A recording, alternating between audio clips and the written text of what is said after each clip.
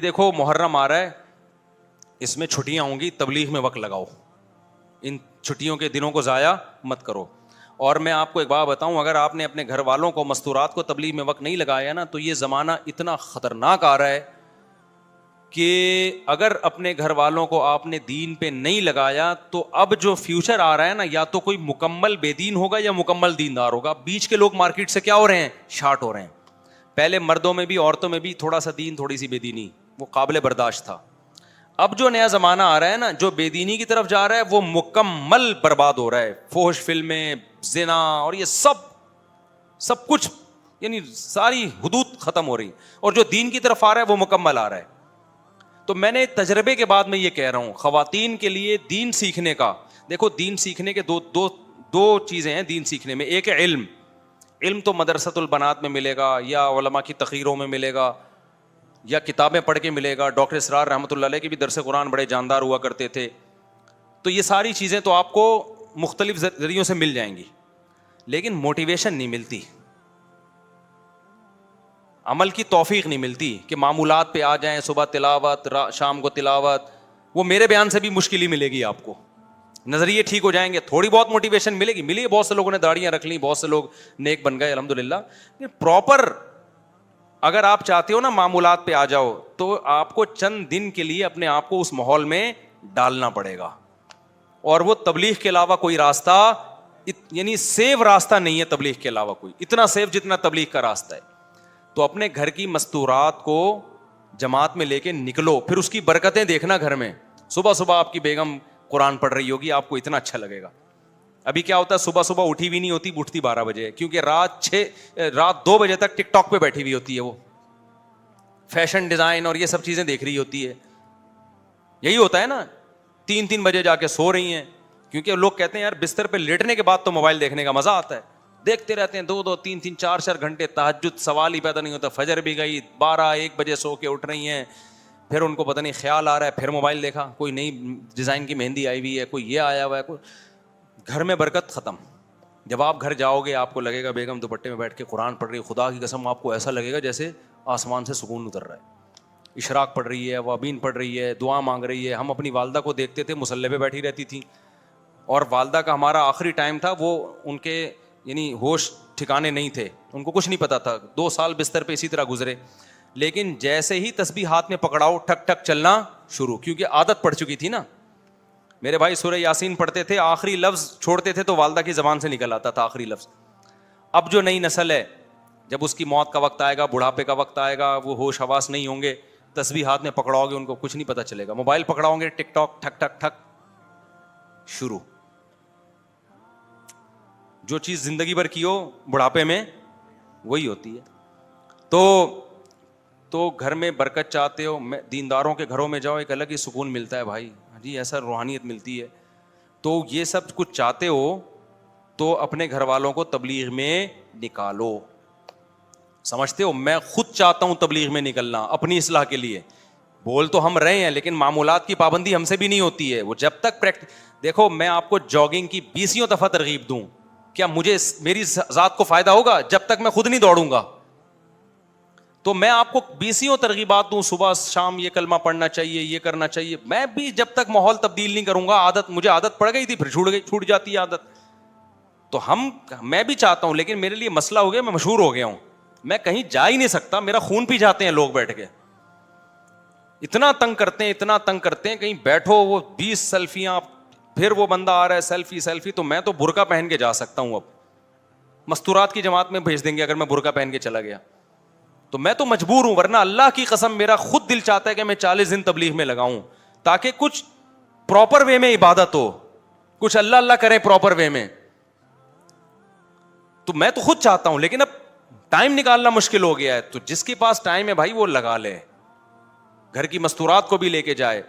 اور پھر تبلیغ میں مستورات کے قوائف ہیں, چھوٹا بچہ ہے تو پھر نہیں وہ لے جا سکتے. تو ابھی جن کی نئی شادی ہوئی, بچے نہیں ہیں, تو وہ لے جائیں 40 دن کی جماعت میں, 15 دن کی جماعت ہوتی ہے, اس میں لے جائیں اپنی اہلیہ کو.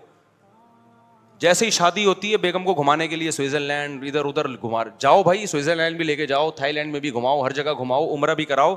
لیکن اگر چاہتے ہو نا آئندہ میاں بیوی کا رشتہ اچھے اصولوں پہ اور محبت کے ساتھ گزرے, تو بچہ پیدا ہونے سے پہلے بیگم کو تبلیغ میں بھی وقت لگوا دو, اس سے خود بھی انسان کے بچے بن جاؤ گے, وہ بھی انسان کی بچی بن جائے گی, اور جب دونوں انسان ہوں گے تو سوچو گھر کا ماحول کیسا ہوگا. میں تو یہ سوچ کے حیران ہوتا ہوں, دونوں انسان, یار عجیب سی بات ہے یا نہیں؟ تصور نہیں ہے آج کل سوسائٹی میں. وہ اس کو گدھا کہہ رہا ہوتا ہے, وہ اس کو, میرے پاس جو جھگڑے آتے ہیں نا وہ اس کو ایسی سی گالیاں میں بھی ایک دوسرے کو دے رہے ہوتے ہیں, ممبر پہ دے نہیں سکتا. ہمارے ایک صاحب تھے, وہ ابھی ایسا نہیں کہ وہ سمجھ جائیں, تو ان کی بیگم کا فون آیا, وہ یونیورسٹی کے پروفیسر تھے, بیگم کا فون آیا, وہ ان کو جو گالیاں دے رہی تھی نا وہ ہمیں آواز آ رہی تھی کہ گالیاں دے رہی ہوتی ہیں خواتین کہ مائک بند بھی ہوتا ہے پھر بھی آواز آتی ہے. اب وہ شرمندہ ہو رہے ہیں نا ہم سے, وہ کیا گالیاں تھیں بھی چھوڑو میں. تو وہ کہہ رہے ہیں دیکھیں ایکچولی آپ تھوڑا دیکھیں بیگم تھوڑا زیادہ ہو گیا ہے, آپ اپنی لمٹ کراس کر رہی ہیں. وہ اس طرح اس کو سمجھا. اصل میں اس کا بھی دل چاہ رہا تھا میں بھی یہاں سے وہی گالیاں نکالوں, لیکن ہمارے احترام میں بڑی تمیز سے, دیکھیں اب آپ لمٹ کراس کر رہی ہیں, یہ الفاظ مناسب نہیں ہے. ہمیں اس پہ ہنسی آ رہی تھی, یار ہماری وجہ سے بیچارہ گالی بھی نہیں دے سکتا, وہ دبا کے گالیاں دے رہی ہے, اور اس کو اندازہ ہو رہا ہے کہ یہی سن رہے ہیں گالیاں. بیگم کو اندازہ نہیں تھا کہ اتنی چیخ کے دے رہی ہوں کہ ساتھ میں بیٹھا ہوا بندہ بھی سن رہا ہے. تو وہ یہ کہہ رہے ہیں دیکھیں آپ لمٹ کراس کر رہی ہیں, آپ دیکھیے کہ یار اتنا نیک شریف آدمی, اتنا سلجھا ہوا آدمی ادھر سے گالیاں دے رہی ہے, اور یہ کہہ رہے دیکھیے آپ اپنی لمٹ کیا کر رہی ہیں. بیگم یہ زیادتی ہے, یہ کیا ہے, یہ زیادتی ہے. تو تبلیغ میں لے جاؤ بھائی کچھ دن, تو یہ انشاءاللہ گالیاں والیاں بھی ٹھیک ہو جائیں گی. اللہ رسول کی بات ہوتی ہے, تبلیغ میں ٹریننگ دی جاتی ہے, خواتین کو اونچی آواز سے بات نہیں کرنی, نیچے بیٹھ کے تعلیم کرنی ہے, اوپر نہیں بیٹھنا, تواضع سکھائی جاتی ہے. تو 3 دن لگاؤ گے پتہ چلے گا, ماحول تبدیل ہوگا. پھر خرابی آنے لگی دوبارہ چلے جاؤ. تو یہ محرم کی چھٹیوں میں خود بھی وقت لگاؤ اور اپنے گھر کی مستورات کو بھی وقت لگواؤ. تو میں پتہ نہیں کیا بات کر رہا تھا یہ, ہاں ماں باپ تو کوشش کرتے ہیں نا بھائی, ہمارا سب کچھ, ہمارے ابا نے بھی کوشش کی کہ یار میں جاؤں, تو یہ خاص طور پر میں اور میرا چھوٹا بھائی مولوی بن رہے تھے, انہوں نے کہا یار یہ تو کچھ کمانے دمانے کے ہیں ہی نہیں, تو ان کے لیے تو کچھ کر کے جاؤ. لو ابا بہت کچھ کر کے گئے, لیکن اللہ نے بتا دیا ملے گا وہی جو تمہاری تقدیر میں لکھا ہوا ہوگا. ابا نے ہمیں اتنی وراثت دے دی, ہم نے اب جب میں مولوی بن چکا تھا وراثت بھی آ گئی, اب ہمیں کیا ہوا, شادی بھی میری ہو چکی تھی, اس کے بعد وراثت ملی. میں نے کہا اب دماغ میں خیالات, اب تو چونکہ اللہ نے دیا ہے, اب میں کیا بنوں گا, بزنس مین. اب ادھر سے بندہ آیا, مفتی صاحب سنا ہے آپ کے پاس بہت پیسے ہیں. اچھا میں تخصص کر چکا تھا تو لوگ مجھے مفتی صاحب کہنا شروع ہو گئے تھے, فتوی کا جو ہوتا ہے نا نصاب. میں نے کہا جی فرمائیے کیا کام ہے. اچھا میرے پاس ٹائم تو تھا نہیں کاروبار کرنے کا, میرے پاس تو یہ تھا کہ ہم نے دین کی خدمت کرنی ہے, ابا کا پیسہ آ گیا تو کاروبار میں لگاؤ, 50% تمہارا 50% ہمارا. ابا ہمیں سمجھا کے گئے تھے کہ بیٹا کسی کو پیسہ پکڑا دیا کسی کا باپ بھی واپس نہیں نکلوا سکتا, اور پھر یہ بھی کہتے تھے یہ بات تمہاری سمجھ میں اس وقت تک نہیں آئے گی جب تک بھگتو گے نہیں, کیونکہ چکنی چپڑی باتوں میں آ جاؤ گے. اور وہی ہوا, ابا سمجھا کے گئے, بہتوں کے ہم نے نہیں دیے, لیکن بہتوں نے داڑھی پکڑی, ابے بھائی مفتی صاحب یہ بزنس ہے, یہ پرانی گاڑی خریدی ریپیئر کر کے بیچی, 10 تیرے 10 میرے, میٹنگیں شروع. الحمدللہ اللہ کا بڑا فضل ہوا, ایک دن آیا کہ بس میں اس پہ خوش تھا کہ جو ڈبہ ہے نا اس میں آٹا رکھا ہوا ہے, صبح پراٹھے کے پیسے الحمدللہ ہیں, اور ایسا دیوالیہ ہوا ہے نا, اور سارے نیک لوگوں نے. تو آخر میں جو مجھے چونا لگا کے بھاگا ہے نا, جس نے سب سے بڑا نقصان کیا, وہ کہتا تھا, میں اسے کہتا یار میرا بڑا نقصان ہوا ہے, لوگوں کو پیسے دے کے, بڑی داڑھیوں والے بھی دیکھے, اور بعض ایسے بھی دیکھے جن کے تبلیغ میں وقت لگے ہوئے ہیں, بعض ایسے بھی دیکھے جو یوں کرتے ہیں, بعض ایسے بھی دیکھے جن کا بڑا چلتا ہوا بزنس. بھائی میں تو کہتا ہے اصل میں خاندانی آدمی سے کبھی آپ کا مفتی صاحب واسطہ نہیں پڑا. یہ وہ تھا جو سب سے بڑا چونا لگا کے بھاگا تھا, یہ وہ تھا جس نے ایسی ڈس دی کہ اس کے بعد کاروبار گیا ختم, بالکل ہی زیرو پہ. تو یہ کہتا تھا اصل میں ایکچولی مفتی صاحب مسئلہ یہ ہے کہ آپ کو خاندانی آدمی کبھی ملا نہیں ہے. پھر اس نے واقعات کے 28 لاکھ میرے پاس تھے, میں نے پہنچا دیا, وہ پتہ نہیں کہاں سے فون. تو بالآخر ہم نے دینا شروع کیا, اس نے کما کے دینا شروع کیا, میں تھوڑے دنوں میں 2 مہینے میں مالدار ہو گیا. اچھا, اور مجھے یقین آ گیا اب لوگ آ رہے ہیں مفتی صاحب تھوڑا ہمارا پیسہ بھی لگوا دو, اتنا زبردست بندہ ہے یار یہ. جاؤ ایسے تھوڑی, سمجھ رہے ہو, میں کہا ایسے تھوڑی بھائی, ہمارا ریلیشن ہے, ہمارا کیا ہوگا اس میں, خیر میں نے کچھ لوگوں کے لگوا دیے, میرا کوئی کمیشن نہیں تھا, میں نے لگوا دی. پھر جو ہوا وہ آپ سب کے میں بیان میں سنا چکا ہوں. اچھا پیسہ اتنا لا کے دے رہا تھا کہ میری سمجھ میں نہیں آ رہا کہ میں گاڑی کرولا کا نیا ماڈل لوں یا شیراٹ کا پرانا ماڈل لوں. میں اس چکر میں گاڑی اور الحمدللہ نہیں لی, ورنہ بیڑا ہی غرق ہو جاتا. سمجھ رہے ہو کہ نہیں سمجھ رہے؟ اب ہوا یہ ہے کہ وہ صاحب جتنا دیا تھا نا اتنا واپس لے کے غائب. وہ دن آج کا دن اس اسٹیمپ پیپر پہ اس کے انگوٹھے لگے ہوئے تھے بہت سارے, کیونکہ جب ہم پیسے دیتے تھے میں کہتا بھائی شریعت میں حکم میں لکھو بھی, اس نے کہا لکھ لو, میں نے کہا شناختی کارڈ, اس نے کہا یہ شناختی کارڈ, میں نے کہا انگوٹھا بھی لگاؤ, انگوٹھا بھی لگا دیا. تو 3-4 سال تک میں وہ انگوٹھے لے کے گھومتا رہا ہوں, کچھ بھی نہیں ملتا بھائی ان انگوٹھوں سے, شناختی کارڈ سے, اسٹیمپ پیپر سے. سمجھ رہے ہو؟ بندہ مل بھی جائے تو کچھ نہیں کر سکتے آپ یہی کرو گے, پولیس کو بتاؤ گے, پولیس کیس چلے گا, کہ کچھ بھی نہیں ہوتا پاکستان میں, تو سوال ہی پیدا نہیں ہوتا. یا بدماشوں سے چترول لگواؤ گے آپ, پھر بھی نہیں نکلے گا, آدھا بدماش لے جائیں گے کہ ہم نے جو نکلوایا ہے تو ہمارا بھی تو کمیشن بنتا ہے. تو کچھ بھی نہیں, جب پیسے دیے تو اسی دن سے انا للہ و انا الیہ راجعون پڑھ لیا کرو. اچھا میں جو اصل واقعہ بتا رہا تھا کہ میں بالکل زیرو پہ آ گیا اور میرے 2 گھر بھی تھے, تو مجھے چند سیکنڈ کی ٹینشن ہوئی ہے, چند سیکنڈ کی. جب میں گیا نا, میں نے دیکھا بندہ تو تالا لگا کے بھاگ گیا, ایک دم ایک تھوڑا سا دھچکا لگا. اس کے بعد اللہ کا شکر ہے وہ دن آج کا دن مجھے دوبارہ ٹینشن نہیں ہوئی. کیوں؟ ہم نے کہا یہ تو غریبی میں ملے تھے بھائی وراثت کے, ٹھیک ہے نا. گھر گیا, مجھے وہ دن یاد ہے 10 بجے, گھر والوں کو بھی میں نے بتایا نہیں تھا کہ سارا پیسہ غائب ہو گیا, گھر کچھ بھی نہیں بتایا میں نے, وہ بیان سے ہی گھر والوں کو شاید پتہ چلا ہوگا. جب میں گھر آیا تو بچے میرے سو رہے تھے, پنکھا چل رہا تھا, کچن میں گیا, آٹا ہے, دال ہے, راشن ہے, گھر کا ناشتے کے پیسے بھی ہیں, دوپہر کھانے کے بھی ہیں, رات کھانے کے بھی ہیں. میں نے کہا یار اللہ نے اتنا دیا ہے کہ ابھی بھی فل عیاشی والی زندگی گزر رہی ہے الحمدللہ, مجھے ٹینشن نہیں ہوئی. تو میرے دوست مجھے کہتے تھے یار آپ کو تو برین ہیمریج سے مر جانا چاہیے تھا. میں کہہ رہا کس بات پہ مرتا ہے یار, یہ اللہ نے میری ضرورت سے ابھی بھی مجھے. میں نے کہا تیری کتنی ہے؟ اس نے کہا 1. میں نے کہا میری کتنی ہے؟ 2. میں نے کہا ٹینشن تو تجھے مرنا چاہیے.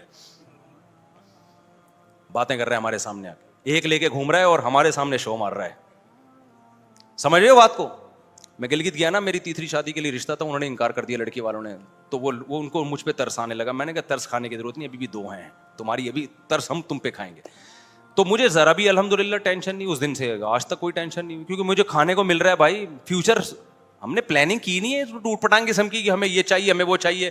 بھائی ہمیں بچوں کے لیے نان نفقہ چاہیے, گھر والوں کو کھلانے کے پیسے چاہیے, عیاشی کسی بھی بیگم کو چاہیے تو بھائی ہمارے پاس جو ہے ہم اسی حساب سے آپ کو کھلائیں گے, نہیں ہے تو پھر آپ ٹھیک ہے بھائی پھر جاؤ. جیسے نبی نے فرمایا تھا نا اپنی ازواج سے کہ ہمارے ساتھ رہنا ہے تو اسی اسٹائل میں رہنا ہے, نہیں ہے تو ہم چوری تھوڑی کریں گے, اب جا کے ڈپریشن میں تھوڑی جائیں گے. تو اللہ کا شکر ہے ہمارے گھر والے بھی رہتے رہے. ان دنوں میں ایک بندہ آیا اور اس نے مجھے کہا کہ مفتی صاحب, یہ 2006 یا 7 کی بات ہے, مفتی صاحب میرے 80 لاکھ روپے کا لاکر سے کوئی بندہ لے گیا ہے, 80 لاکھ روپے, اور میں 1 ہفتے سے ٹینشن میں سویا نہیں ہوں. میں نے کہا بچے کتنے ہیں آپ کے پاس؟ کہہ رہے ہیں وہ تو بینکوں میں پڑے ہوئے ہیں, پتہ نہیں کہ 80 کروڑ ہوں گے, کتنے ہوں گے. میں نے کہا اللہ کے بندے, میرا جو بندہ پیسے لے کر گیا ہے نا, میں 0 روپے بچے ہیں میرے پاس. کتنے بچے ہیں؟ 0, 1 روپیہ نہیں ہے, اور مجھے ٹینشن نہیں ہو رہی, اور تیرے پاس ابھی بھی لاکھوں روپے پڑے ہوئے ہیں اور تو مجھ سے آ رہا ہے. ہونا تو چاہیے میں تیرے پاس آؤں, صحیح ہے نا, کہ بھائی میرے پاس ایک بھی نہیں. تو میں نے کہا یہ پیسوں کا مسئلہ نہیں ہے, یہ اوپر کی سیٹنگ کیا ہے, آؤٹ ہوئی بھی ہے. تو میرے بھائی اگر اسلام پہ آ جاؤ, میں تو کوئی شو مارنے کے لیے باتیں نہیں کر رہا, اللہ کی نظر انسان سے ہٹ جائے 2 ٹکے کی ویلیو نہیں رہتی اس کی. بعض چیزیں بتانی پڑتی ہیں کہ ہم نے جو بڑوں سے سیکھا ہے پارسل کرنا پڑتا ہے تاکہ آپ لوگوں کو فائدہ ہو. اور یہ جو خودکشی کے واقعات ہو رہے ہیں نا بے روزگاری میں, اس میں حکومت کو تو ویسے ہی برا بلا, غریبی میں وہ تو ان خودکشی کے حالات دیکھ کے نہیں کہا کرو کہ اصل میں گورنمنٹ ایسا کر رہی ہے جس سے لوگ خودکشی ہو رہی ہے. گورنمنٹ جتنی بھی کرپٹ ہو, ٹھیک ہے بولو گورنمنٹ کو برا بلا تاکہ ان کو تھوڑی سی, ان کو بھی تھوڑا تنبیہ ہو, لیکن خودکشی کے حالات میں خودکشی کرنے والے پہ کبھی ترس نہ کھایا کرو. یہ بولا کرو یہ دنیا کا غلام تھا, دنیا مردار. نبی نے فرمایا اللہ کی نظر میں اس دنیا کی حیثیت مچھر کے پر کے برابر نہیں ہے. اللہ کے نبی نے ایک دفعہ کچرے کے ڈھیر سے گزرے, بکری کا مرا ہوا بچہ پڑا تھا. آپ نے فرمایا بتاؤ اس بچے کو کون اتنے درہم میں خریدے گا؟ صحابہ نے کہا یا رسول اللہ مردار ہے, کون خریدے گا؟ آپ نے فرمایا اللہ کی نظر میں دنیا کی ویلیو اس سے بھی کم ہے. تو جس سے وہ مردہ بکرا چھن جائے اور وہ خودکشی کر رہا ہو, تو خودکشی کرنے والا قابل ترس نہیں ہے, خودکشی کرنے والا قابل ملامت ہے. کہ ابے دنیا مردار پہ تو نے جان دے دی, ملک پہ جان دیتا, ماں باپ کی عزت پہ جان دیتا, دین کی خاطر جان دیتا, مظلوم کی مدد کے لیے جان دیتا, اچھا لگتا. ٹکوں پہ مر رہا ہے, صحیح نا, روٹی نہیں ملی ایک وقت بھی, اس پہ مر رہا ہے. نہیں آ رہی بات میرا خیال ہے سمجھ میں؟ تو یہ خودکشی کرنے والوں پہ ترس نہیں کھایا کرو. مجھے بہت افسوس ہوتا ہے جب نیچے کہا ہائے بیچارے غربت مہنگا ہے. ابے تو بیچاروں پہ کر رہے اس کو, توندے بھری ہوئی ہیں ان کی کمبختوں کی. یہ ہوس ہے, ہوس, زیادہ چاہیے اور زیادہ چاہیے اور زیادہ چاہیے اور زیادہ چاہیے. اور یہ ہوس کا مریض ان کو میڈیا نے بنایا ہے, گورے نے بنایا ہے, غیر مسلموں نے بنایا ہے, اور لبرل لوگوں نے بنایا ہے جو ہر وقت پیسے کے پیچھے بھاگتے ہیں. مذہب آپ کے دل کو سے پیسے کی محبت نکالتا ہے. پیسہ کمانے سے منع نہیں کرتا, پیسہ جیب میں ہونا چاہیے, دل کے اندر نہیں ہونا چاہیے. اور دل سے پیسہ جب تک نہیں نکلے گا جب تک دبا کے اللہ کی راہ میں خرچ نہیں کرو گے. نکالو, ایسے نکالو کہ دل سے نہ لگے کہ دل میں تکلیف ہو رہی ہے. وہ صدقہ ہوتا ہے, تھوڑا سا اندر کیا ہو, زخم ہو کے یار یہ میں کیا کر رہا ہوں. لیکن بیسک ضرورتیں پہلے پوری کرو. اتنا صدقہ نہ کرو کہ آپ بیسک ضرورتوں سے ہی چلے جاؤ نا, وہ تو پھر غلط ہو جائے گا. بیسک جیسے ہمارے حضرت اپنا مہینے کا لگژری خرچہ نکال کے رکھتے تھے, اس میں سیب بھی تھے, ہاف بوائل انڈے بھی تھے, اور سیب یہاں سے ختم ہو گئے تو ٹورنٹو سے آ رہے ہیں, باہر سے امپورٹ ہو رہے ہیں سیب. اور لباس, خوراک, گیس, بجلی, جو بھی بنیادی خرچے ہیں وہ پہلے, اس کے بعد پھر کچھ. میں پھر بھی آپ سے کہتا ہوں جمع بھی کرو, آپ بچوں کے لیے بھی بناؤ, لیکن صدقہ خیرات بھی تو کرو نا. جب آپ صدقہ خیرات کرو گے, اپنی مرضی سے مال کو نکالو گے, تو پھر کسی دن نکل گیا تو غم نہیں ہوگا. وہ کام ہوگا جو آپ پہلے سے کر رہے ہو. ابے کیا ہو گیا, آپ ہزاروں لاکھوں روپے صدقہ کرنے کے عادی ہو, تو کسی دن ڈاکو نے ہزاروں لاکھوں چھین لیے, تو آپ کہو گے یہ تو ہم خود سے کرتے رہے ہیں بھائی, یہ کام ڈاکو نے کر دیا تو کیا بڑا کام ہو گیا, ٹینشن نہیں لگا. تو دنیا مردار کی محبت میرے بھائی نکالنی پڑے گی آپ کو کائنڈلی, اس کے بغیر بات بنے گی نہیں. اور وہ جو میرا ٹاپک تھا وہ وہیں رہ گیا کہ نارمل کون ہے, ایب نارمل کون ہے, ٹھیک ہے نا. تو اسلام ہی آپ کو نارمل بناتا ہے, باقی ساری تحریکیں آپ کو ایب نارمل بنا رہی ہیں. یہ ٹاپک ادھورا رہ گیا, اگلے ہفتے یہیں سے لے کے چلوں گا. آپ کی ذمہ داری ہے, اس کو ہم نے پورا کرنا ہے. اگلے ہفتے اتوار سے پہلے مجھے یاد دلا دینا, میں ٹاپک بھول جاتا ہوں, پھر وہ یہ پورا جو ہے نا اپنے کھوپڑی میں ذہن میں رکھنا ہے. اللہ تعالیٰ سمجھنے کی, عمل کی توفیق عطا فرمائے. نماز کے بعد تھوڑی دیر بعد 15-20 منٹ کا مسائل کا سیشن ہوگا, جو حضرات پوچھنا چاہیں مسئلہ وسئلہ تو پوچھ سکتے ہیں. کے جواب میں بعد میں دوں گا. آج کا جو بیان ہے نا اس میں ایک دو چیزیں تھوڑی کمپلیٹ کر دوں تاکہ وہ مثال ادھوری نہ رہ جائے نا. میں مثال دے رہا تھا نا, ایک آرمی کی مثال دے رہا تھا, لیفٹیننٹ اور کرنل کی. کرنل کو اگر کوئی یہ بتا دے, لیفٹیننٹ کو یہ بتا دے ہوں کرنل کے برابر ہو, تو نظام کیا ہو جائے گا, تباہ ہو جائے گا. تو یورپ جو عورت کو شوہر کا باغی بنا رہا ہے نا, اس میں یہی سارا مسئلہ ہو گیا ہے کہ وہ کہہ رہے کہ شوہر کی اطاعت نہیں کرنی, تم اس کے برابر ہو. اس سے نتیجہ کیا نکل رہا ہے کہ عورت شوہر کی باغی بن رہی ہے.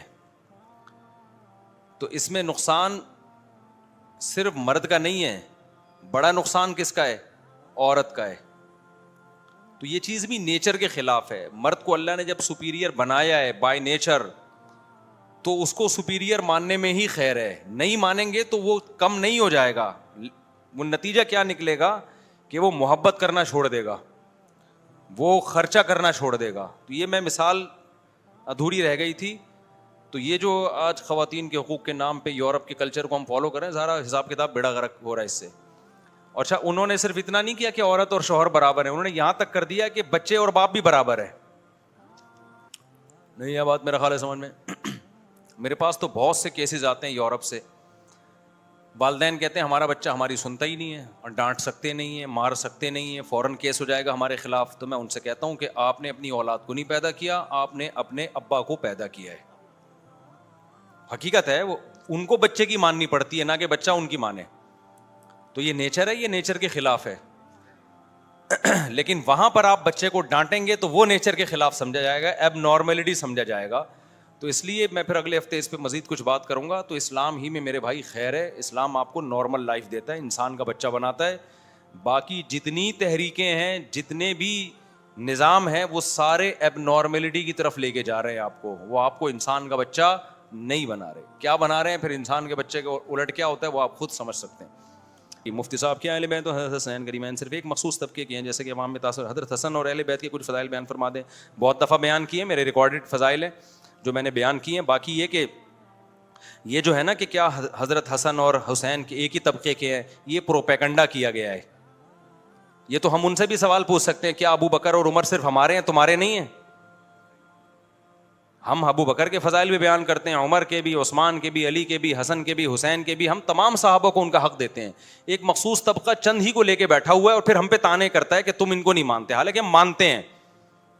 سمجھتے ہو کہ نہیں سمجھتے؟ ہم کیوں نہیں مانتے بھائی؟ ہمارے ایمان کا جزو ہے حضرت حسن و حسین سے محبت کرنا, لیکن ہم ان کی ماننے کو ماننا سمجھتے ہیں. آپ ان کے طریقے کے خلاف چلتے ہیں. ماتم کرنا اور یہ سب کام جو محرم میں ہو رہے ہیں یہ سیدنا حسن و حسین کی تعلیمات نہیں ہیں. آپ ان کی تعلیمات کو